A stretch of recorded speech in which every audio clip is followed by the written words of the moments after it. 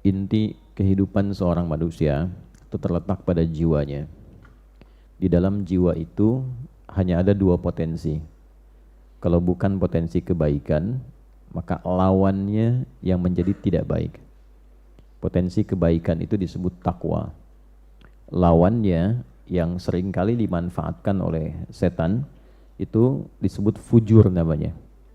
Maka di Quran surat Asy-Syams di ayat 7 sampai 10 itu keduanya ditampilkan. Wa nafsi wa ma sawwaha. Aku bersumpah, kata Allah. Allah itu kalau sudah bersumpah berarti sangat serius. Karena tanpa sumpah pun sudah serius. Ya, jadi kalau Allah sudah berfirman tanpa sumpah pun itu sangat penting. Kalau ada sumpah di dalamnya artinya begitu penting. Nah, saking pentingnya kita mengenali diri kita dan mampu mendalami tentang keadaan jiwa kita supaya tidak sakit jiwanya. Ya, supaya tidak sakit apa? Jiwanya. Jadi penyakit jiwa itu bukan kondisi orang yang tidak sadar melakukan tindakan-tindakan tercela yang biasa pada umumnya tercela dia lakukan, tapi ditoleransi karena dinilai dalam keadaan tidak sadar. Penyakit jiwa sesungguhnya adalah orang yang tidak mampu mengoptimalkan potensi baiknya sehingga dominan dikuasai oleh potensi buruknya. Dan keluarlah kemudian tindakan-tindakan yang negatif, yang menyimpang dari fitrah kejiwaannya. Maka keluar yang buruknya itu didominasi oleh provokasi setan, maka keluarlah misalnya lewat mulut kata-kata yang tidak sepantasnya keluar. Nah, itu sedang sakit jiwa. Ya. Keluar ke tangannya, melakukan tindakan yang tidak semestinya dilakukan. Ya, dia mencuri, dia korupsi, dia mencederai orang. Nah, itu sedang sakit apa? Nah, penampakan jiwanya sakit itu ada kata para ulama pada jawarihnya, pada anggota tubuhnya. Ya, karena cara kerjanya dari jiwa itu nanti akan ditembuskan kepada akal. Dari akal itu diteruskan ke seluruh bagian tubuh untuk bersikap. Oke? Nah, sikap yang kita kerjakan melalui anggota tubuh itu gambaran keadaan jiwanya. Ya, jadi kalau misalnya tampil sesuatu yang baik, artinya dominasi yang ada pada jiwanya itu begitu positif. Ya, sebaliknya bila yang keluar itu sesuatu yang tidak baik, ini menandakan ada persoalan serius dalam jiwanya. Itu poinnya. Karena itulah kemudian Allah begitu banyak di dalam Al-Quran membimbing kita. Dan bersyukurlah kita kepada Allah satu-satunya kitab suci di muka bumi ini yang memberikan bimbingan langsung dan menerangkan secara detail tentang kondisi jiwa, cara bekerjanya seperti apa, cara mengeluarkan potensi baiknya bagaimana, cara mengevaluasinya seperti apa, itu hanya Anda akan temukan dalam Al-Quran. Itulah inti kehidupan kebaikan disebut takwa. Karena itu sering kita temukan di dalam Al-Quran amanat-amanat untuk meningkatkan takwa. Meningkatkan itu artinya mengeluarkan potensi itu sebaik-baiknya. Meningkatkan jiwa yang baik untuk dibawa ke lisan, dibawa ke mata, dibawa ke telinga, dibawa ke tangan, dibawa ke kaki. Nah, untuk mengeluarkan potensi takwa itu kan butuh cara kan? Sama dengan kita mengeluarkan potensi ilmu harus belajar kan? Caranya belajar dengan membaca, menganalisis, memahami dari mulai pendidikan anak usia dini, kelompok bermain KB, TKA, TKB, habis itu S semua kan? SD, SMP, SMA, S1, S2, S3, S4, kerupuk 2 kan? Dingin semua tuh. Itu adalah cara. Nah, cara itu dalam bahasa Arab kalau dia luas, besar, itu disebut dengan syariat.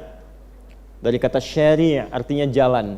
Bagaimana cara Bapak Ibu datang ke Masjid An-Nur ini? Melewati jalan. Nah, jalanan luas itu disebut syari' namanya. Kalau jalannya itu kecil, kadang berliku, itu thoriq namanya. Jelas ya? Nah, syari' jalan yang luas. Anda kesini caranya melalui jalan itu. Kita belajar pengetahuan melalui jalan menuntut ilmu. Nah, sama cara kita meningkatkan takwa, mengeluarkan butuh cara.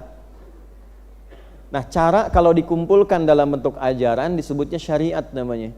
Maka kita temukan di dalam istilah Islam itu ada syariat Islam. Syariat itu cara kita meningkatkan takwa, supaya takwa itu keluar membuat diri kita semakin lebih baik. Jadi orang itu kalau sudah berislam, mengerjakan syariat, pasti jadi baik. Tidak ada orang Islam yang tidak baik, kecuali yang mengatakan dirinya muslim tapi tidak mengerjakan jalannya, sehingga tidak mampu berislam dengan cara yang baik. Bapak Ibu boleh cek, saya kan sering katakan di berbagai kesempatan, kenapa Islam itu ketika dituntun oleh Nabi Muhammad SAW dan dipraktekkan, dituntun dan dipertontonkan di kalangan masyarakat, dipilihkannya oleh Allah di tingkat kriminal yang tertinggi pada masa itu, sehingga disebut jahiliyah. Kenapa tidak di tempat orang-orang yang mungkin sebagiannya ada yang baik gitu, tapi dipilihkan yang memang tingkat kriminalnya paling tinggi, untuk menunjukkan betapa istimewanya Islam itu. Bisa merubah orang yang tingkat kriminal tertinggi, titik nadir bahasa kerennya itu, yang paling buruk, tiba-tiba bisa berubah, bertransformasi bahasa kininya, menjadi pribadi terbaik yang kebaikannya melintasi zaman. Dikenal sampai sekarang. Padahal belum pernah ketemu. Ya kan? Pernah ketemu Umar enggak? Bukan Umar yang jualan soto itu, bukan ya. Umar bin Khattabnya, belum pernah kan? Ya, tapi kan sampai hari ini kita dapati namanya kan, sampai nama itu diduplikasi, ditiru. Pengen punya nama anak ya, namanya Abu Bakar. Pengen punya nama anak Umar. Ada nggak yang namanya Abu Dzar Al-Ghifari? Ya, padahal Ghifar itu dulu itu adalah kota begal. Ya, jadi semua orang yang suka begal itu di kampung Ghifar. Al-Ghifari itu artinya kampung begal. Ya. Pimpinannya Jundub bin Junadah gitu. Jadi kalau Abu Dzar Al-Ghifari itu asalnya adalah seorang yang berasal dari kota begal. Tapi banyak kan yang pengen pakai nama itu.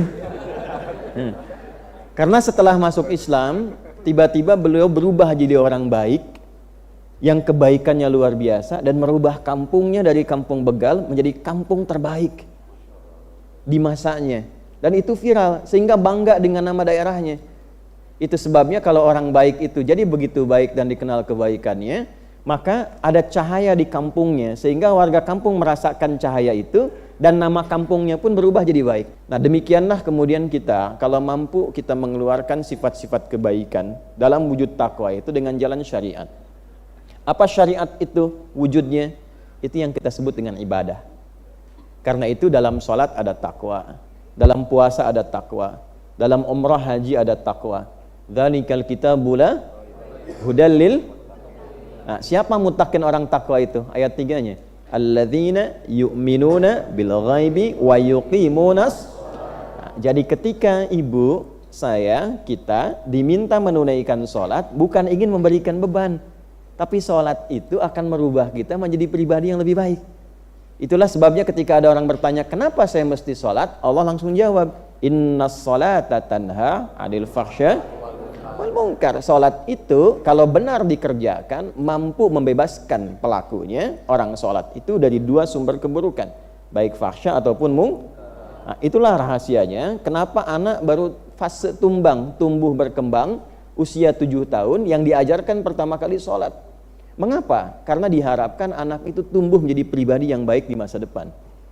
Ya ayyuhalladzina amanu kutiba alaikumus kama kutiba alal ladzina min qablikum la'allakum tattaqun. Di dalam puasa ada takwa. Itulah sebabnya kenapa orang puasa cenderung bisa menjadi lebih baik dibandingkan saat dia tidak puasa. Dan ternyata di antara hikmah puasa itu mampu menekan seseorang dari perbuatan maksiat, bahkan sifat buruk yang pernah dia kerjakan. Nah, ini kenapa setiap Jumat kita tiap pekan khatib mengingatkan yuk tingkatkan takwa. Maksudnya apa? Coba evaluasi sebanyak apa kebaikan yang sudah dikerjakan selama sepekan ini dengan status yang melekat pada diri kita. Misal datang ke Jumat ya, ketika mendengar khatib mengatakan, jamaah sekalian, mari kita tingkatkan takwa. Lekatkan statusnya. Sebagai anak, berapa kebaikan yang telah kita munculkan kepada orang tua? Sebagai suami, berapa kebaikan yang telah dikumpulkan yang mampu diberikan kepada istri? Sebagai ayah, status sosial dan sebagainya. Nah, kumpulkan itu, jangan sampai kita wafat kecuali sedang patuh mengerjakan kebaikan itu. Itu diantara rahasia. Kalau sudah jadi muslim, pasti insya Allah jika Islamnya benar, syariatnya benar, terkumpul kebaikan dalam dirinya, dan kebaikan yang menghasilkan pahala itu disebut dengan hasanah, dan dengan hasanah itulah kita pulang di dunia sampai ke akhirat. Maka doanya, Rabbana atina fid dunya wa fil akhirati wa qina. Nah,